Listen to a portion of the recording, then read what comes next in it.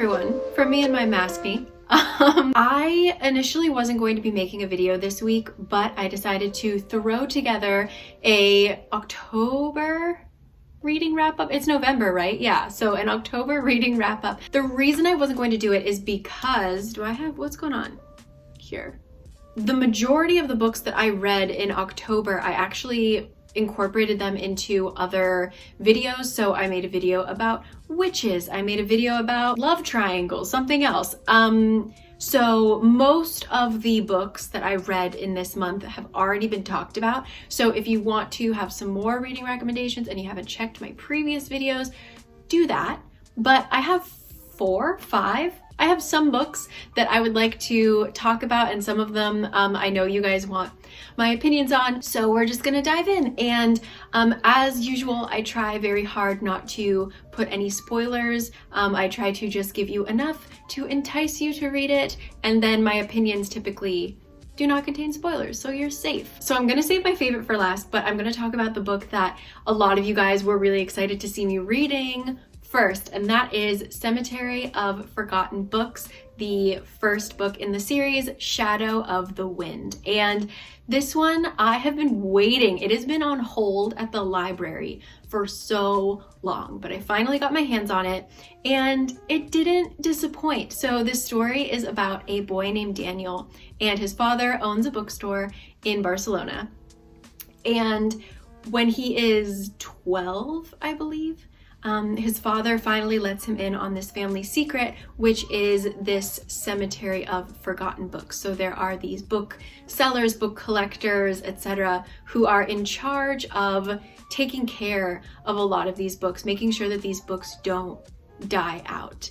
And it's literally just like this crypt, like they just go into this secret place and it's just this vault of like endless bookshelves, a book lover's dream. Part of being a member of this kind of secret club is you get to choose one book from the shelves, and it is your life's work to protect that book and make sure that it lives on, it continues living, right? Daniel is just kind of like bopping around looking at the shelves, and he picks out this one book that he's never heard of before, doesn't know why it calls to him, but he just picks it up. And it is by this author named Julian Caravex. I don't know how to pronounce his name actually. He just falls in love with this book, and it becomes his obsession for a little bit. And through this obsession, he ends up meeting a couple people, learning more about this author, and he really wants to read more by him. Like, he knows that he has to have written other things. And it becomes this really big mystery, and it's kind of like a story within a story, because we're essentially just trying to find out about this author's life. Took a lot of turns that I wasn't expecting, to be quite honest.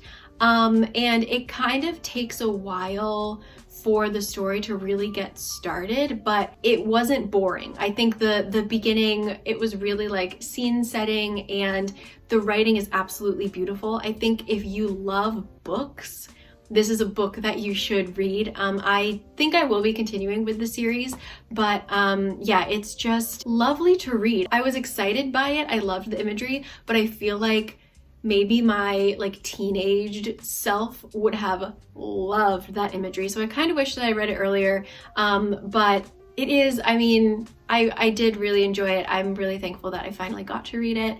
And yeah, it was just a book for book lovers is all I can say that it is. So next up, I read The Ghost Bride. I actually think I technically read this in September. I'm not sure, but I didn't get to talk about it yet. I actually enjoyed it. So I had read The Night Tiger. I had actually listened to it on Audible, not sponsored. I had listened to that maybe like last year, and I really enjoyed that kind of imagery. It's very much like a fairy tale.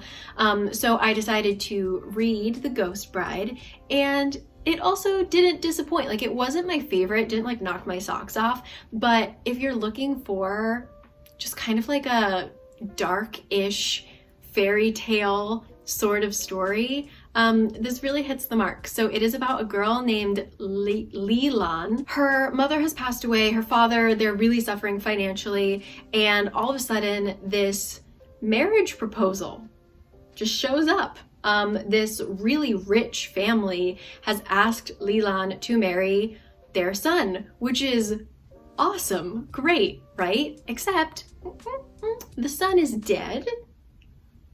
So it's very rare, but occasionally there will be these like ghost weddings, and that actually does happen in real life. Usually it's like they're already engaged and then somebody dies and they just like continue with the marriage. It's a little weird that he's dead and the family is like proposing for him. So Leland is kind of like not into this at all, but she's in a really rough situation with her family. She kind of has to do it. And to make matters worse, the son, kind of a jerk, he kind of like haunts her. Like he literally traumatizes her. She ends up having to take like all of these different drugs basically to help her sleep, to keep the like demons and the ghosts away, because he's just like really annoying trying to get her to marry him. So with this whole traumatizing thing happening to her, I don't really want to spoil it, but something happens where she actually has to go into the ghost realm.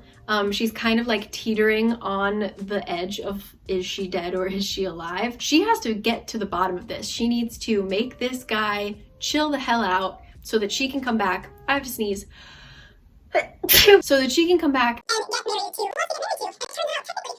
Well, no, that's a spoiler. Excuse me. Got a little excited. So she has to go over to the ghost world, fix stuff, and she has to get help from this person named Erlong, who is kind of not really like her guide, but he's just like trying to keep everything in order, you know? He becomes one of my favorite characters. He's really funny. There are a lot of plot twists. The characters that you love in the beginning might not be the characters that you love in the end. Again, it wasn't perfect. Like I feel like she could have pushed it just a little bit more and I would have loved it, but instead I just enjoyed it, if that makes any sense. No, I haven't watched the TV show. I guess they made like a drama. I think it's on Netflix.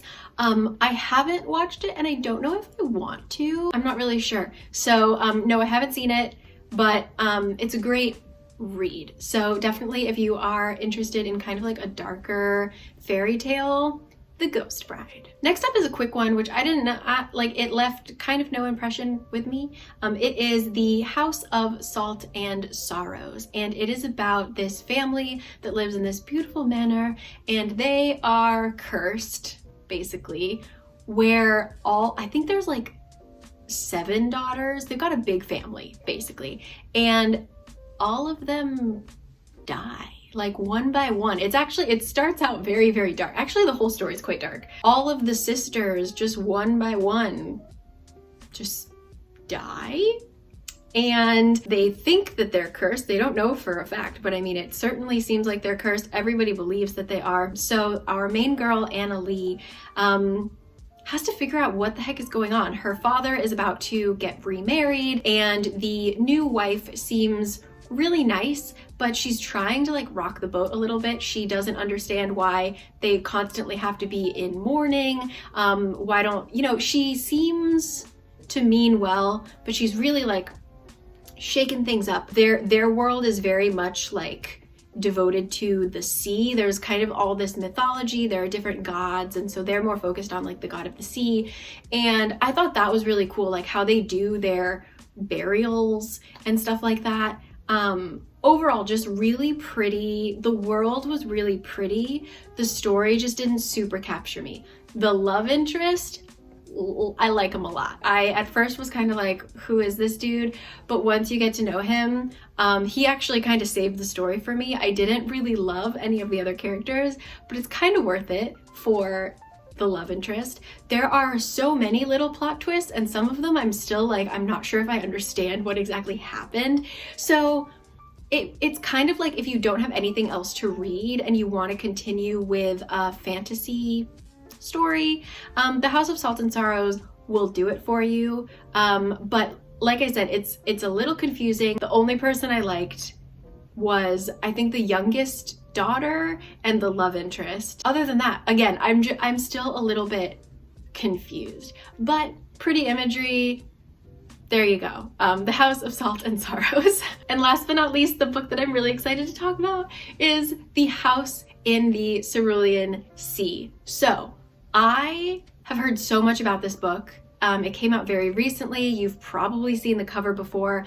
I know a lot of people have talked about it, but for some reason, I never actually knew what the plot was about. I somehow managed to avoid any kind of review of it or anything. I just saw people being like, I'm really excited to read this, or I really loved this, but I never actually knew what it was about. So diving into it, not knowing anything, I came out loving it. It felt like a very short book, but it's about 400 pages, and it focuses on one guy named Linus Baker, and he is like a middle-aged man living kind of a sad life. He just lives alone. He's got a cat that's great.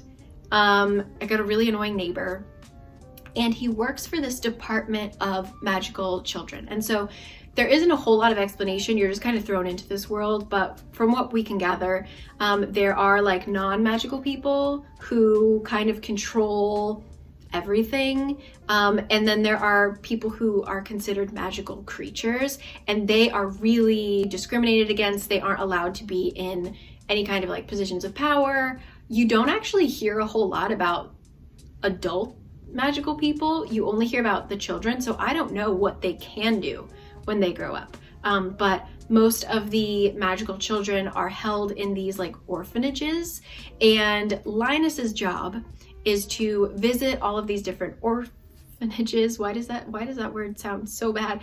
Orphanages, to check if they're just doing everything correctly. Like, are they feeding the children? Is the house nice? He's just like an auditor, basically. And he's supposed to stay very impartial. He doesn't make any relationships with the kids. He's just supposed to be there to observe, and no feelings are involved. And he's been doing this for like 17 years. And he doesn't really see his life changing that drastically. He's gonna do this until he can't anymore. But one day he gets an assignment that changes everything, of course. And because he has been working there for so long, and he lives and breathes by the rules and regulations book, the higher ups decided to give him this one orphanage to check out.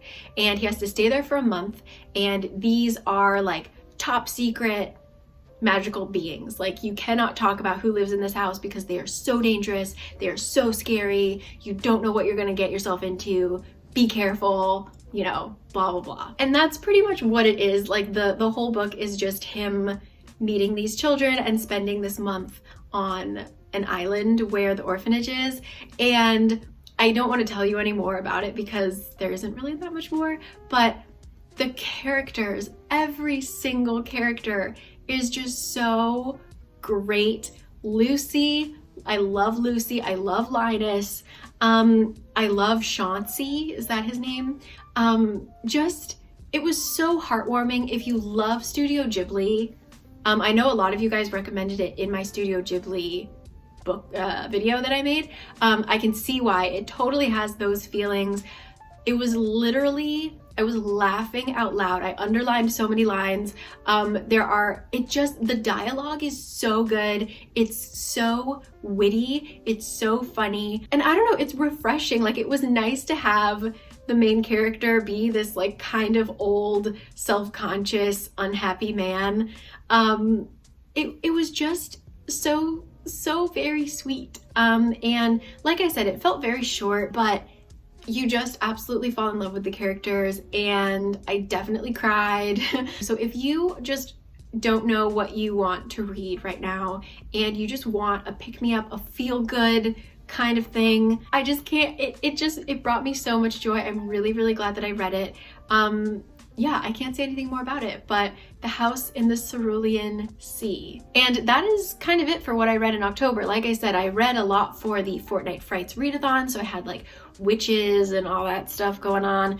I had a couple new series that I read, like The Red Queen and The Black Witch, which I talk about in my Love Triangles book video. Why can't I speak today? But yeah, those were my other ones that I just recently finished. I finished the Cerulean Sea literally yesterday, so it's all fresh in there. But yeah, I hope that you enjoyed this video. I hope that this gave you a couple things to read. Today I am filming a video about writing. So next week instead of a reading vlog, you're actually going to be getting a writing vlog, and I might share some of the story that I just started working on today. I don't know. So stay tuned for that. That's all, I think. So thank you always, and I will catch you guys next time. Hope you're all well. Happy November, and see you next week. Bye.